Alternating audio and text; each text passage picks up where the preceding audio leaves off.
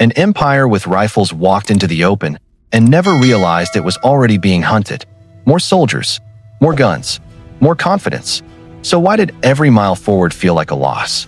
They thought they were entering enemy land. They were already inside a trap they couldn't see. And the moment they realized it, everything collapsed. For years, the United States Army believed victory was inevitable. More soldiers, better supply lines, modern weapons, expanding forts. On paper, the outcome looked certain. But on the plains and through the mountain passes, war refused to follow their rules. Native nations like the Lakota, Cheyenne, and Arapaho understood something the army did not. Speed could beat size. Knowledge could beat numbers. Patience could break power. And when the army pushed deeper into their world, it stepped into a battlefield it barely understood. Chapter 1. Fighting an enemy that wouldn't stand still. The army was trained to capture ground, defend forts, and force direct engagements. Its strength depended on order. Columns, supply wagons, clear routes, predictable battles. It expected resistance to stand and be crushed. But native warriors often refused to fight that way. Instead, they moved in small war parties. Fast, light, hard to track. They struck wagon trains. Food vanished. Ammunition disappeared. Cut communications. Orders slowed. Confusion spread. Harassed patrols. Even routine travel became dangerous.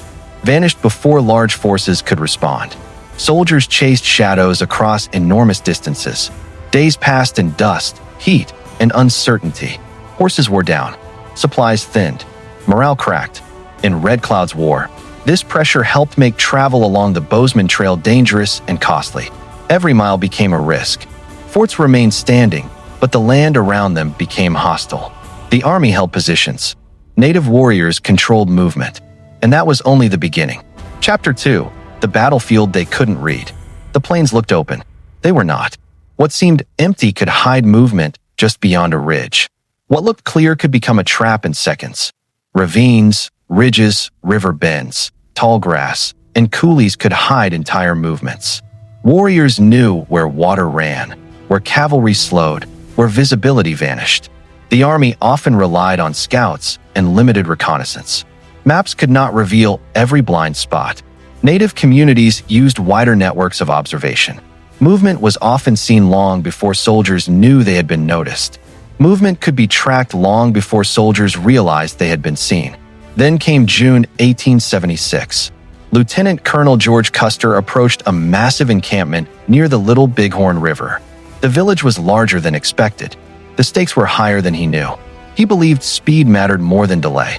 He feared the camp might scatter. He did not fully know the size of the force ahead of him.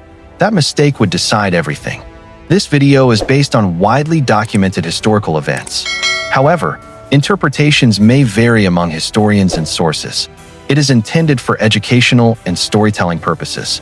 Certain tactical and situational details may differ depending on historical accounts. Chapter 3. When confidence became a weapon. Custer divided the 7th Cavalry into separate battalions. The move was bold. It was also dangerous. Multiple attacks might block escape and overwhelm the camp before it reacted. The idea was to strike from multiple directions and prevent escape. Instead, the split weakened support between units. Distance widened. Dust rose. Orders slowed. The battlefield became harder to read by the minute. Major Reno attacked first, then retreated under heavy pressure. His withdrawal signaled fierce resistance. Captain Benteen was drawn elsewhere. Custer moved with fewer men toward the northern end of the battlefield. Native warriors recognized the separation. They saw the opening immediately. What looked like 3 attacks had become 3 isolated commands. Now the army was no longer hunting. It was exposed, and warriors were closing fast. Chapter 4. Firepower, Speed, and Encirclement. Popular myths long portrayed native warriors as poorly armed. Reality was different. Many carried firearms, including repeating rifles and carbines gained through trade or earlier conflict. Some could fire rapidly at close range. At close range, rapid fire mattered. Mounted fighters moved quickly across broken ground. They shifted position, struck from angles, and moved again. Signals, calls, and visible cues helped coordinate attacks. Even through smoke and chaos, pressure kept building. Numbers surged where lines weakened. Custer's immediate command was surrounded and overwhelmed. Positions collapsed under attacks from multiple directions. Within hours, his force was destroyed. One of the most shocking defeats in U.S. Army history had happened against an enemy many officials had underestimated. But the war itself was not over. Chapter 5: Winning Battles, Losing the Long War. Little Bighorn was a stunning victory. It also triggered a harder response. Shock quickly turned to retaliation. The United States increased military pressure, expanded campaigns, and pursued resisting groups through winter and starvation conditions. Cold, hunger, and constant pursuit wore communities down. Industrial resources, constant resupply, and manpower began to tell.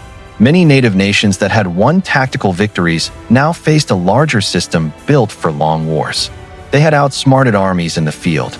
But defeating a nation determined to keep coming was another battle entirely. And history would remember only part of that truth. Closing reflection. Power often mistakes technology for understanding. Weapons matter. Numbers matter. But neither guarantees wisdom. Again and again, history shows the same pattern. Those who ignore the land, dismiss their opponents, or trust arrogance over reality can lose before the battle is finished. Thanks for watching.